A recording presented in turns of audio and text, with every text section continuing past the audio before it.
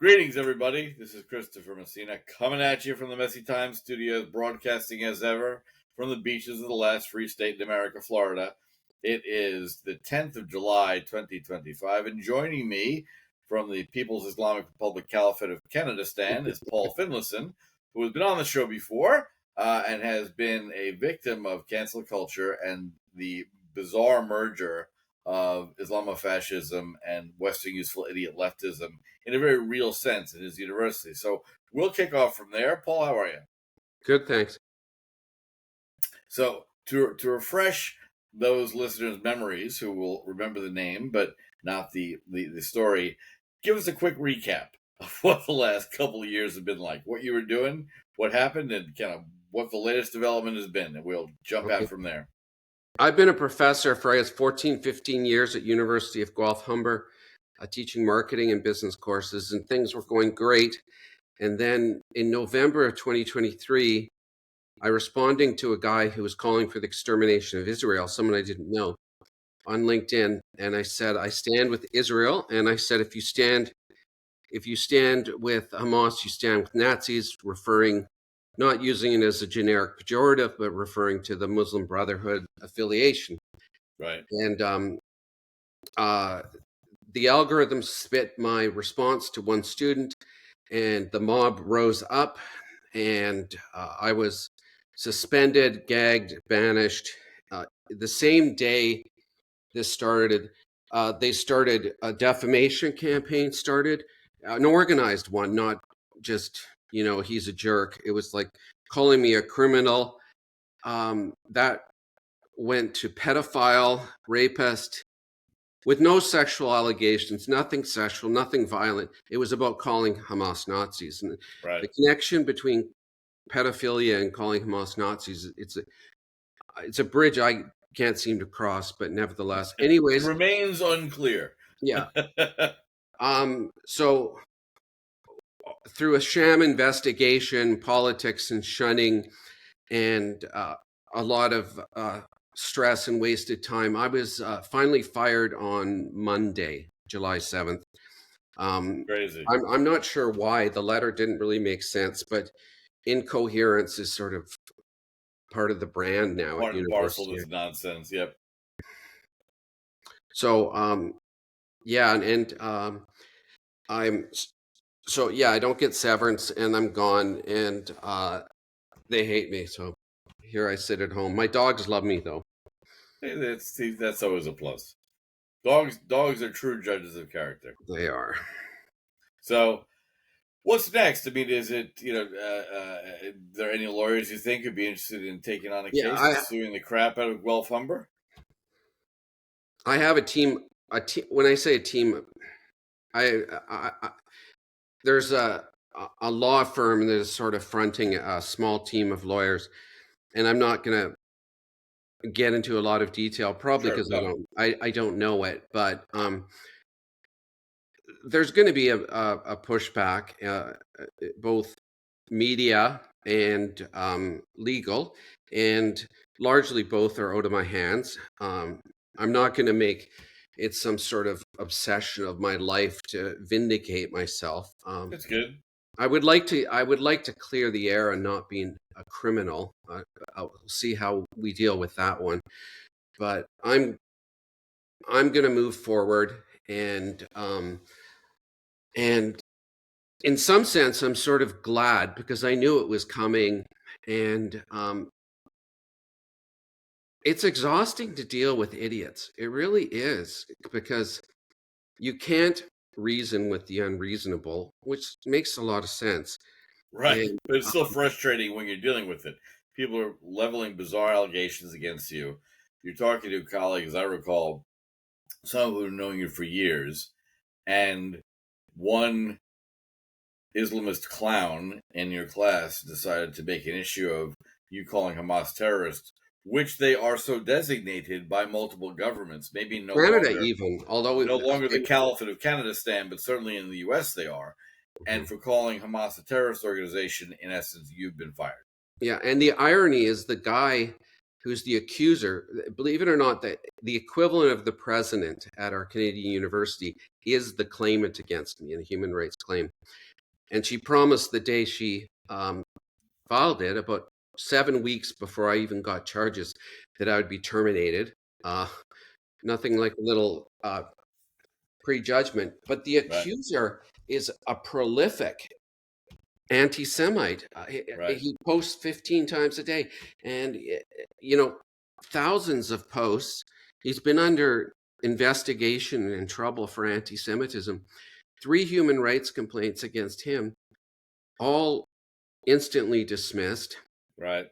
It's bizarre. A human rights department is really a Muslim protection society, and this whole human rights thing is a big conversation. But human rights, it's a lovely term. It sounds very good. They did their branding well, but it's actually often and can be easily used as a tool of oppression because of its ambiguity. And when you have, Hitchens talked about this. He said the danger is capricious law, not law. Capricious law is law that's selectively enforced.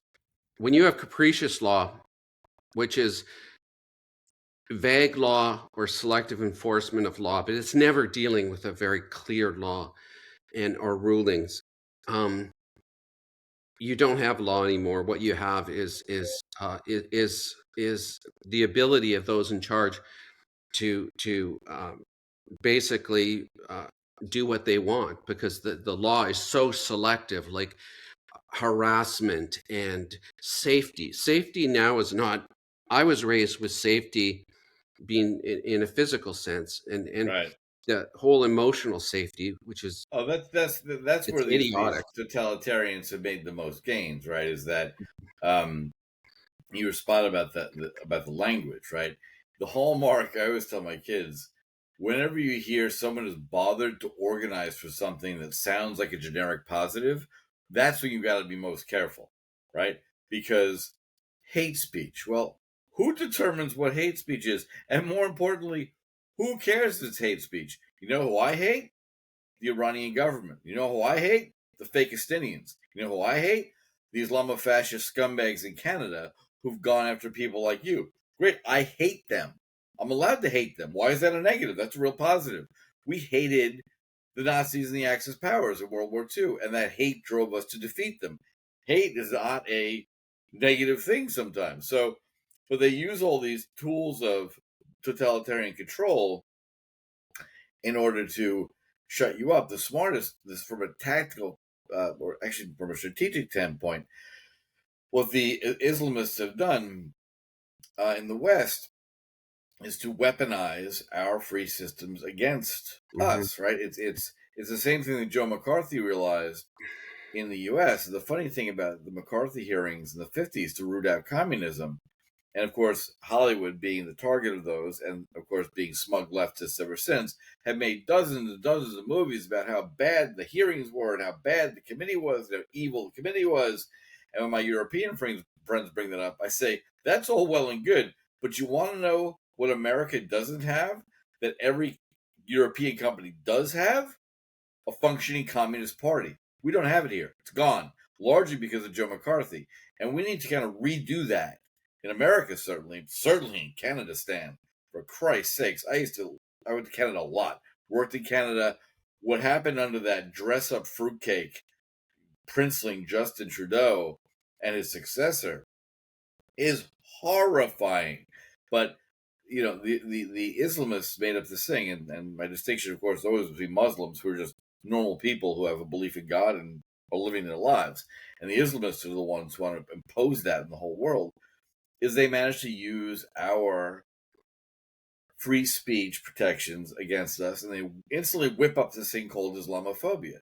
Well, since 100,000 terrorist attacks since September 11th have happened worldwide by people screaming, "Allahu Akbar," well, they do it.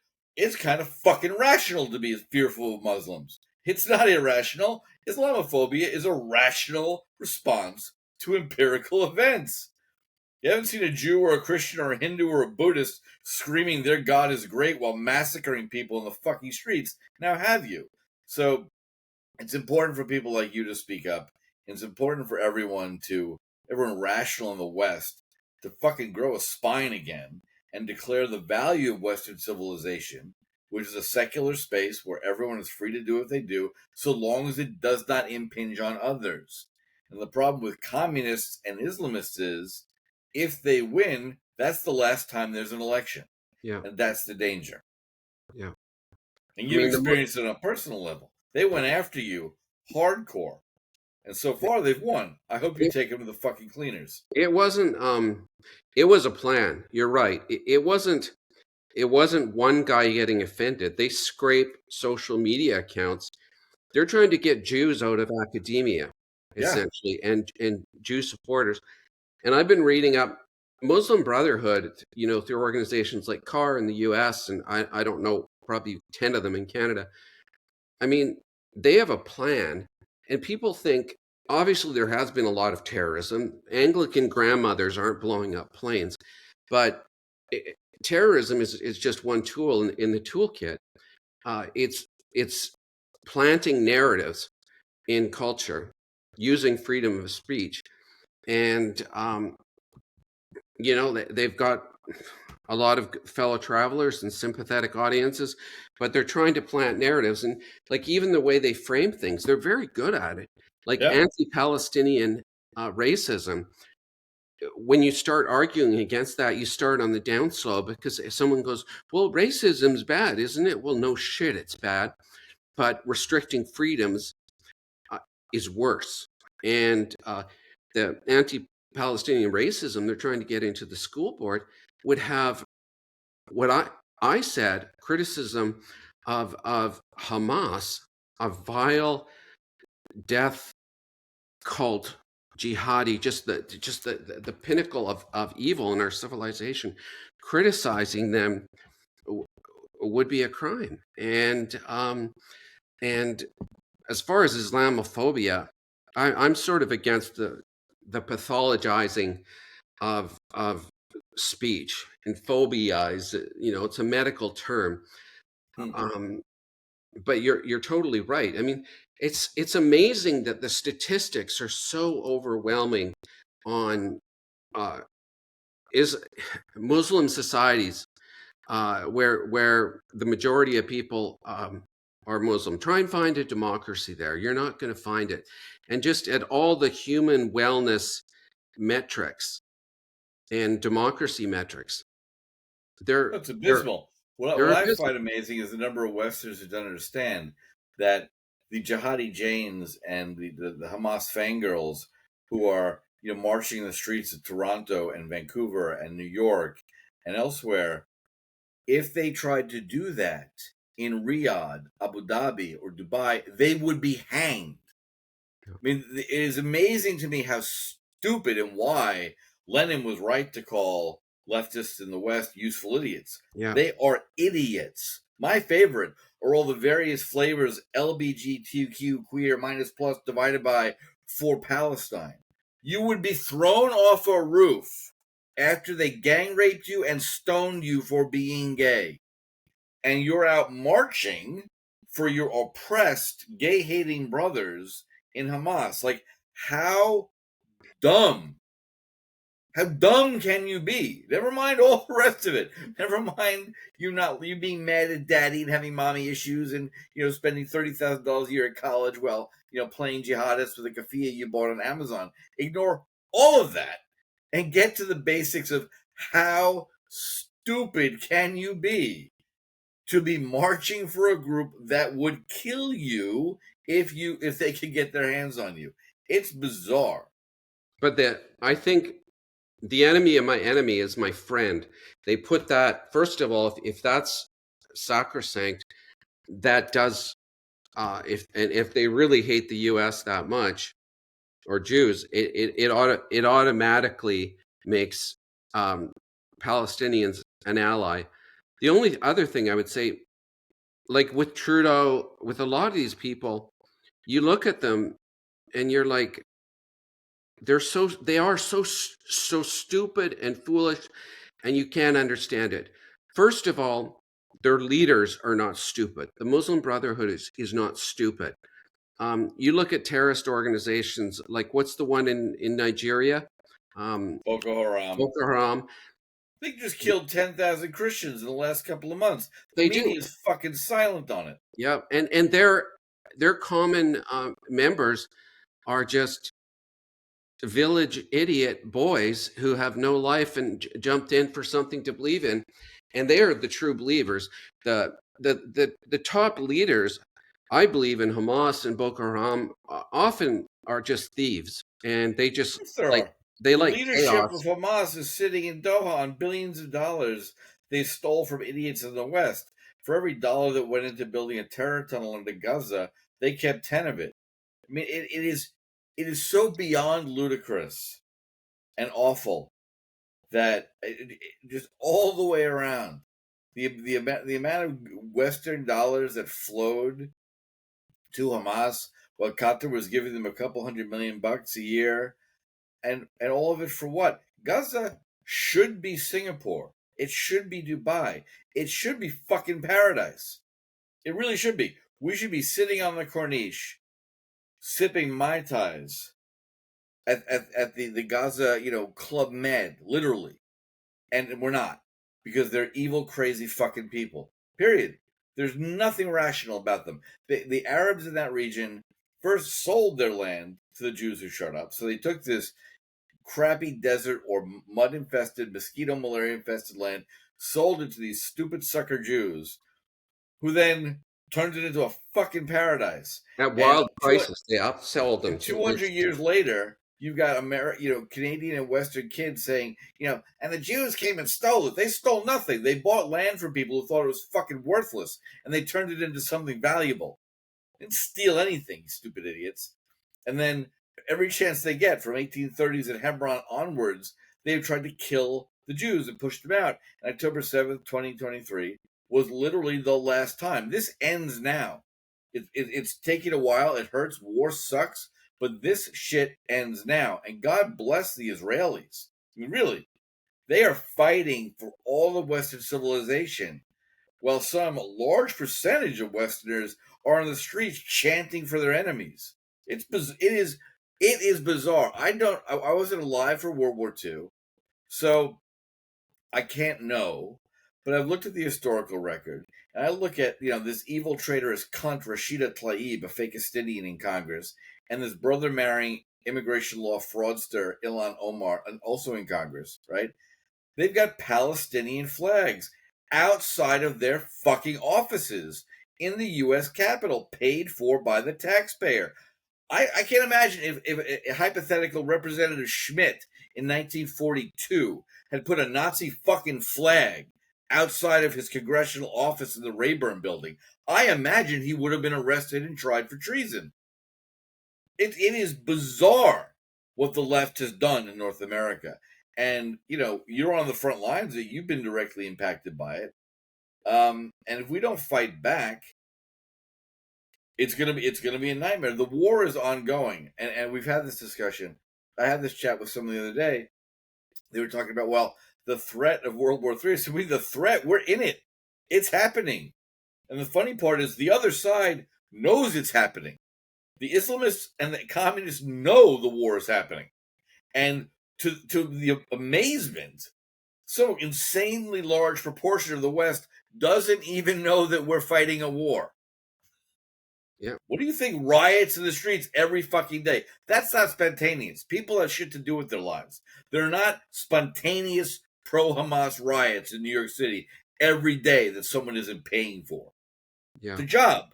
It's a job for them, and that's part of the war. Western Europe's in a lot of trouble right now.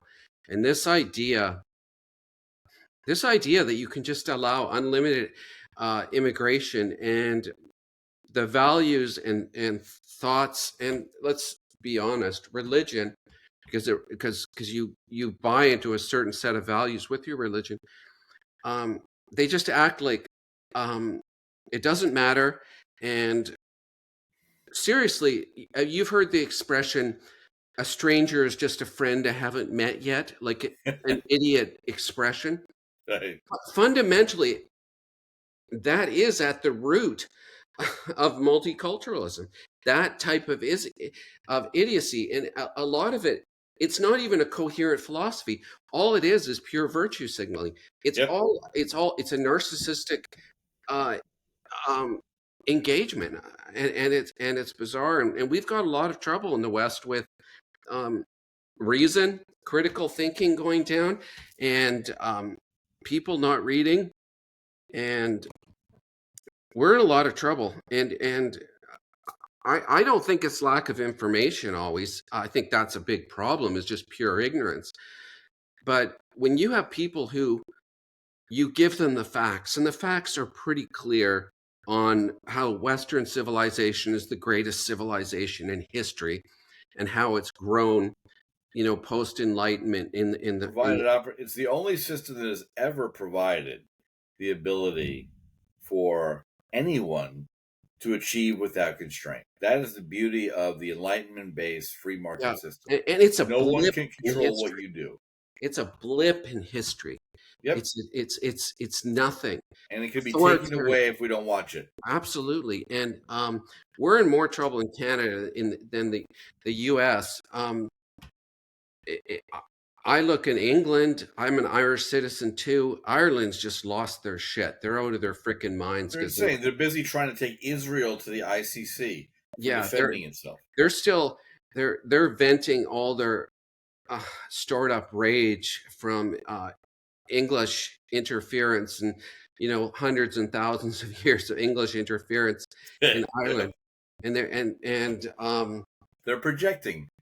Yeah, but I'm still amazed. Like the guy who accused me, Ramadan is his name.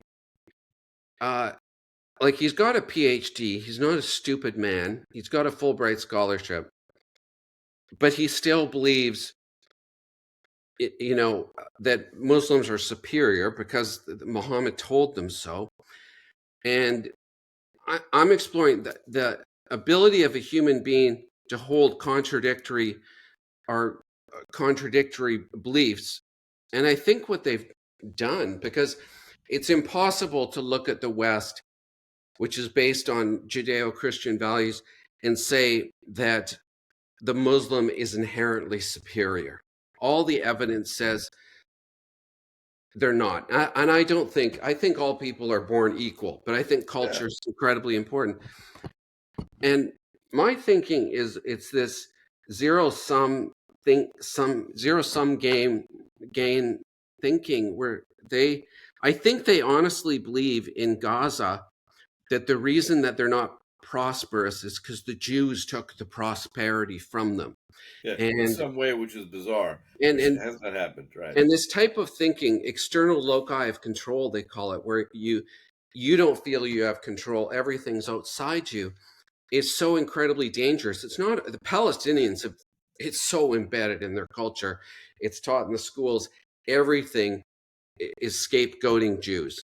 That's and all reason flies in contradiction, but they do it. But we're adopting that in the West with our Indigenous people in Canada. We think we're being kind by helping them, by saying, "Oh, you went through such hard times. Let's apologize and apologize." Our Justin Trudeau is quite famous for, apologizing for stuff he didn't do hundreds of years ago. But it takes away agency. It takes away the ability to make change, and it destroys people. The external loci of control in you Gaza. hit it exactly right. It's ruining. This competitive victimhood industry. If I cry more, someone will feel guilty and give me stuff. Right? We had this is happening in California now. Well, it won't go. Well, who knows? I hope it doesn't go anywhere. Right? In California, the legislature is passing a bill or wants to pass a bill about paying reparations. As one wonderful comedian said, so in California, which never had slavery, the descendants of people who never owned slaves are going to give money to the people who are descendants of people who were never slaves over slavery. It's madness. It's absolute fucking madness. Like it is so beyond ridiculous that it's this sort of stuff used to be laughable. And the reason that I try my hardest to fight back in the public square of ideas is because those things that seemed absurd 30 years ago, the left just keeps pushing and pushing and pushing and pushing and pushing and pushing and pushing until it begins to sound normal. And they begin to make traction, as they have done. The very fact that this self-professed Islamist socialist, Zohran Mamdani, is the likely presumptive next mayor of New York City, is insane. He's a 33-year-old who's never had a fucking job except being a rapper and working for mommy. And he is leading, he's the Democrat nominee in a city where 12% of registered voters bother to vote. In a city with the largest number of Jews outside of Israel, here's a man who denies the Holocaust happened, who has said he wants to put into New York law that no New York citizen is allowed to donate to an Israeli cause. He wants to make it illegal for you to donate money to Hadassah to run hospitals in Israel. He wants to make that illegal. And there are some proportion of dumbass liberal New Yorkers who happen to have been born Jewish, like, he's a great guy. Holy shit. What? I mean, it is, I have, never mind falling through the looking glass. We have fallen through 90 looking glass tesseracts on acid to get to this point. That I'm talking about the head of the Republican Party in New York is a friend of mine. I'm like, this has got to be a cakewalk. How can you not put up someone reasonable to beat this clown? And they're like, oh, he's probably going to win. How? 88% of New York voters don't vote. Buy them a fucking ice cream and a limo ride to the polls. They put up Como. Insanity. Yeah, he's denied the Holocaust. Yeah. He has suggested that we're going to the highest tax city in New York, in the country. He wants to raise more taxes on those who should pay their fair share. And he has said in a public interview, we're going to tax white neighborhoods more. He said that. How is he still in the fucking race? Yeah, I don't get. I have read on that it's very, very, very, very dangerous. I like you have a Substack, mine Freedom to Offend, 1-0 in the middle. I wrote a piece on the parasocial voter. The way, because I taught social media marketing for years, and I wrote a book on it and discussed influencer culture. Yeah, I'm not into it, but my students are. And when they look at influencers, it's not the same as looking at celebrities or accomplished people. And they don't look at them for what their thoughts are. They look at it for who they are. They want to become them. And they believe they have a relationship with them. And we're getting in Canada. It used to be called insane. Yeah, we're getting parasocial voting, and people are voting on vibes, on feelings, on who would I like to sit down and have a beer with? Who cares? I mean, from what I've heard, actually, Trump is the nicest guy in the world when you sit down with him. He's gracious and polite. But anyways, people don't believe that, but they vote based on. Quick break. Move your camera down. For some reason, there's way too much air above you. There you go. Go ahead. Continue. All right. Again. There's parasocial voting. Its roots are that nobody reads and nobody knows anything, and voters. Every 80% of people think they're above average intelligence, and most of those people can't tell you why that's mathematically impossible. That's and I'm not joking either. I believe you. I totally believe you. This parasocial voting it's anti-intellectualism. They're voting because they don't know policies and they don't know economics. Like, who cares if your leader is the biggest dick in the world? You're not voting for a boyfriend or a girlfriend. You're voting for someone to drive your interest and fight for you. Yeah, and people are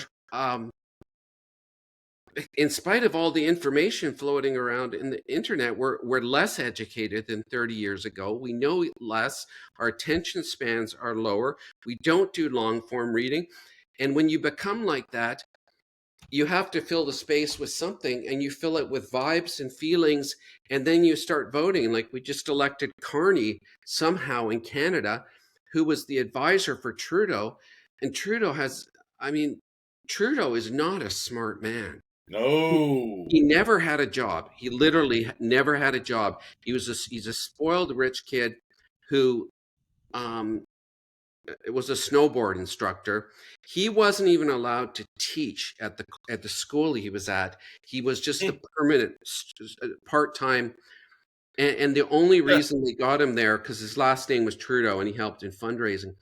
And a man with no accomplishments who says these bromides and these platitudes, and he thinks he's an intellectual, and with no accomplishments, and people still voted for him. Why? Because they're too stupid to separate platitudes from serious meaty policy. Yep. And because of this parasocial voting, they just, oh, I like him, he's handsome, and he's handsome, and he's just got such a good vibe. Who the heck, like, who cares about their vibes and all this? You know what's funny? Just the good thing that I always like to try to keep a little sanity, because these people drive me insane. But our president, Pierce, was elected basically because after like numerous rounds of voting in the primary, they couldn't come to a selection, and one of the senators who was in charge of kind of pushing the vote said, "Fuck it, he looks presidential. I mean, he's got big square jaw head, tall guy, broad shoulders." A mediocre man, to be clear, but he just looked so damn presidential, and he won. So the good news is it's not new, right? Because it's always. I think it's getting worse, though. I think it's getting worse. It is getting worse. But Obama was the he was the classic of that. Zero accomplishments. He zero accomplishments, and they made him president, and so we're going to see a lot. So this is the big question. My thought for you is, because I've been trying to keep these tighter than they were before. What is your kind of main suggestion to people? Is it like turn the fucking internet off and pick up a book at least once a week? What would you suggest? Because there's no grand sweeping plan, but for the average citizen, I'll preface this too. But I was talking to my kids. We were on vacation for a bit in college and ending high school, and they tell me more than massive chunks of their cohort in classes use ChatGPT to write an essay for them. They don't bother to look at it. They hand it in, and the professors don't give a shit. And they use something similar to evaluate the tool. So the professors aren't reading the papers written by Chat. We might as well just have the machines talk to each other all day long, and the kids can sit around drinking beer. And I found that absolutely horrifying. But they tell me that's absolutely true. Right? When I went to college, we read enormous amounts, stayed up late. Well, they can't read more than three pages now. Education is being replaced by credentialism, and it's fundamentally different, and it's the fault of administration, who are not real academics. They don't care about learning. They don't care about education. They care about tuition and fill rates in classrooms. Yep. And this credentialism, where everybody in America or Canada needs a university degree, it's the worst idea in the world. People need to be doing trades. Yeah. And they productive. And it's just an expensive 4-year obstacle course. As far as the central thing, I would say, if you want to get educated, just forget post-secondary. Do it if you need the credential, but your education is going to come from who you talk to, what you read. Obviously, expose yourself to opinions that run against your bias, and just have a thirst for ideas. But it's frightening. The way you started the interview, talking about me just being fired a few days ago, I've written 40-page legal briefs with case law and precedent. and I've taught myself a lot of law. I'm not a lawyer. I'd probably be a shitty lawyer because I would lose it on people. But um, in 19 months, not one argument that I made in writing, because nobody ever responded to me. I was absolutely shunned from day one. Not one point has been responded to. Wow. All they've done is enact a horrific defamation campaign, which uh, it's again, it wasn't gossip, and I'm still shocked that the president of the university would walk around telling faculty that I'm disgusting. And when I said, they accused me of getting in a fight in a classroom and assaulting a student and ripping his shirt and being arrested, okay? And the entire student body in my department believed that because I was gagged and it was one building, and that's the way gossip runs. It's diffusion, Right. diffusion model, like a virus. And I said, like, there wasn't a seed of truth to this. There was no argument. There Yeah. was Where's the nothing. police report for this supposed Yeah. event? And Right. whereas the place is crawling with cameras, every student has a camera on their phone. And their reaction was, if you contact a staff member again to ask them to stop defaming you, we're going to contact the police and say it's criminal harassment. Now, my reaction to that was fury, not fear, because Right. I know the cops, if they ever went to the cops would be so pissed at them because it's bullshit. Yeah. They got And better things to do. They got real things to deal with. but imagine the moral level of a university endorsing their faculty who has spent late nights there, last car in the parking lot, written books, developed courses, not a rock star. I'm not an academic rock star, but I've done more than most, that they would know that this faculty member is getting defamed, and reputations do matter. And Yeah. their reaction was, we like it because we hate you so much because you love Israel. We want to Right. destroy you. We say that we're not getting close to Kristallnacht, and I don't think we're at 1930. We're already here. They We're shot two Jews walking out of a yes, fucking Jewish that was a music event. mini They pogrom. burned a woman to death in Colorado. We're Yeah. already here. I just spent 3 weeks in Central Europe. I just visited 4 mass graves in Hungary and in the Czech Republic. So it's fucking here.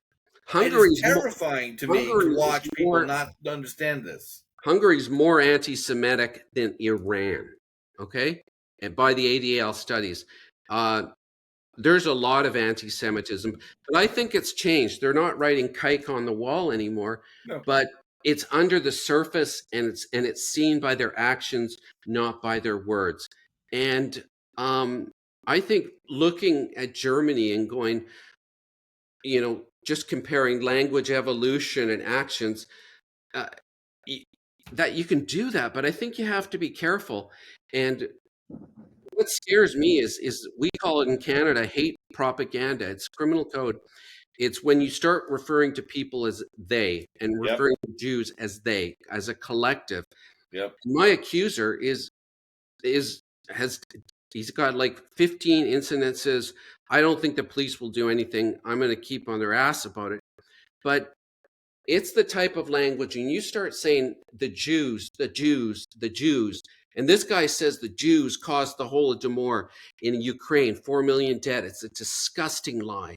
We have a paramedic who says that the Jews coerced children to come near dumps in Gaza and then shot them. It's a disgusting lie. But you know what? That's hate propaganda. When people start saying things like that from a podium, the next thing they say is, let's go get the Jews. And they leave and they start murdering Jews. And I'm not joking. And that is Kristallnacht. And I don't know how close we are. I hope we're not that close. But this pre-pogrom language of vilifying Jewish people and Israel is, and we're letting it go because we're so effing scared of. Well, luckily, The best thing about the Trump administration incoming is they're going after these assholes. Right? Yeah, but That's we the don't great have part. Trump. We have idiots. You have idiots.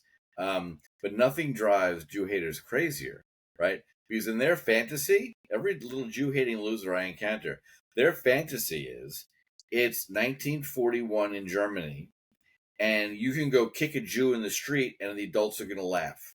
And the Jews are unarmed, and they're just going to be victims. What drives them crazy is we're fighting back. We got a fucking army now, a literal army, and a country, and the other places where we are. I mean, you'll notice all of this Jew hatred bullshit, all these marches, New York City, where everyone is disarmed, right? DC, wherever they don't do this shit in Houston or Miami.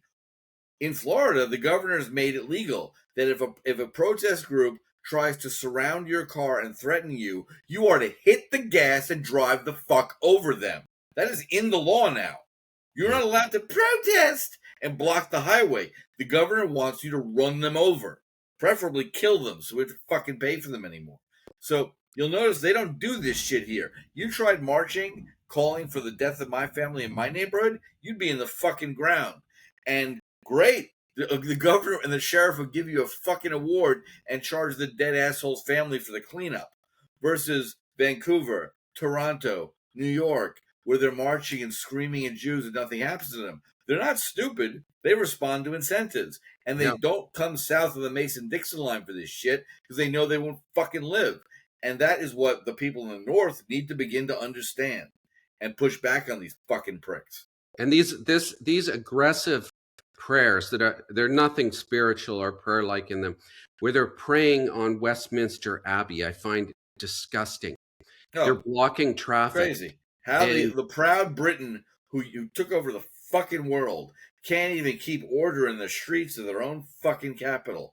It's the biggest capitulation I've ever seen. It's a disgrace. And they've let those grooming gangs go because they're a large percent of them were Pakistani, and they cared more about the voting blocks. And see, that's the thing. When you get your immigration out of control, you become subservient to voting blocks. And it's so amazing. How do we know that the Muslim Brotherhood and other organizations have a plan for the Islamization of Western Europe, Western culture? Because they tell us. Because they tell us. That's the best part. They tell you, and you don't listen. It's awesome. Yeah. But so to sum up, I look forward to something good coming out of, or something good for you coming as next steps, and hopefully some righteous vengeance on the pricks at Guelph Humber, who I've been prodding, hoping these Canadian assholes try to sue an American. I would love that. Oh my God, would I love that. Bring it on, you losers. That'd be fantastic.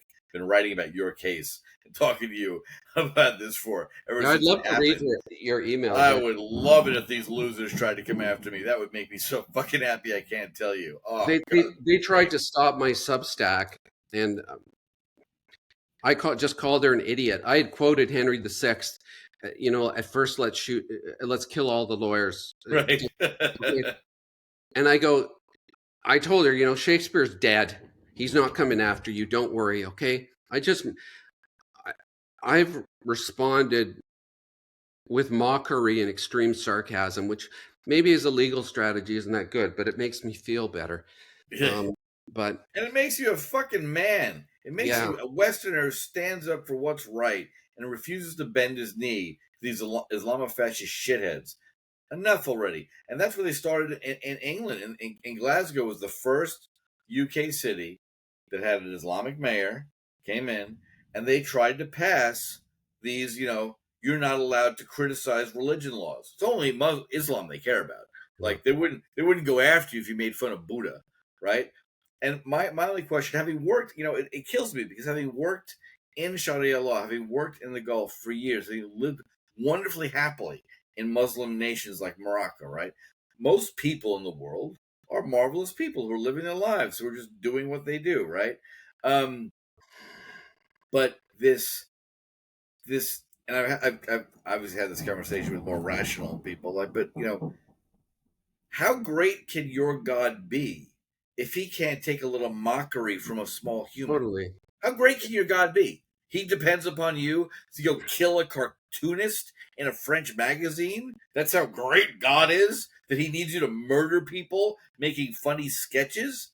It's they are the portion of the Islamic Ummah who have decided to go down this sort of radical Islamist approach to medievalize the modern world. There's got to be something better offered to them as young, because predominantly young men. They don't have any jobs. They're not getting laid because it's impossible to fuck a chick without her father killing you. You don't have any money, so you can't get married. Like the social pressures which cause a lot of this, when they're removed, it's like the Saudis. That's how they solve their terrorist problem, right? Is they are a very tribal society, and if you get a real lunatic, he's got to sit in jail. But they took a lot of them back from Guantanamo Bay and others, and the point was to give this young man a job and get him a fucking wife. Employed men having sex don't become jihadists. They just don't, right? So they take a very practical approach. Because they've got such a strong sense of social cohesion within the family and tribe, that works in that milieu. But it does not work in Canada or the United States or Europe, where you got kind of the worst of both worlds. You got these massive immigrant communities who were not forced to assimilate to the cultures they're in, and in the banlieues in France. So you've got economic pressures, you've got a range of very complicated issues. But in the end of the day, I don't care about complexity. You can hate me all you want. You're just not allowed to fucking shoot me and try to kill my children. Right? I don't care if you hate me. And that's where a lot of the Westerners come down. It's like, well, we need to make sure there's no hate speech. I don't give a shit if you sit and rant about me being a fucking controlling, devious Jew. I don't care. What I care about is you running out in the street and attacking people with knives, yelling Allahu Akbar. That's what I care about. Don't do that. Hate me all day long. Write about hating me all day long. I don't give a shit. Stop being a murderous douche is kind of, maybe that's the bumper sticker. Yeah, I think hate crime should be incitement to violence. Yeah. That's what it used to be. And once you get beyond that, you just head into authoritarianism. So yeah, because the government, amazingly enough, always finds out that any criticism of the government is hate speech. Amazingly enough. Yeah, because it's such an elastic term. Yeah. And I could go on for hours, because that's why I lost my job. Just to be clear, I regret nothing that I said. I think you get this idea. I stand with Israel more than when I started, and I believe Hamas are Nazis more, and I'm more resolute, and they haven't broken me. And I didn't apologize. I actually went the other direction, and it really pissed them off. But good. I'm not selling, my soul. And my grandfather in the 1930s in Canada didn't have a penny, and he suffered through prairie droughts and sucked it up and pushed through it. And that's my family name. And if he can get through that, you can put up with these assholes. Yeah, I'll be okay. If you could put a good word in for my Substack, I will do. I'll pump that up. Freedom to Offend is fabulous. Everyone should subscribe. Paul writes great stuff. It's not all about this, although it's very focused on freedom and intelligence. But it's it's been a pleasure. Awesome. Anyway, thanks for coming on again. Talk soon. I will get this up, and may justice prevail, and may the West grow a spine once more, because otherwise we're heading for doom. Yeah, we are. Ciao. Thanks, Chris. Yeah.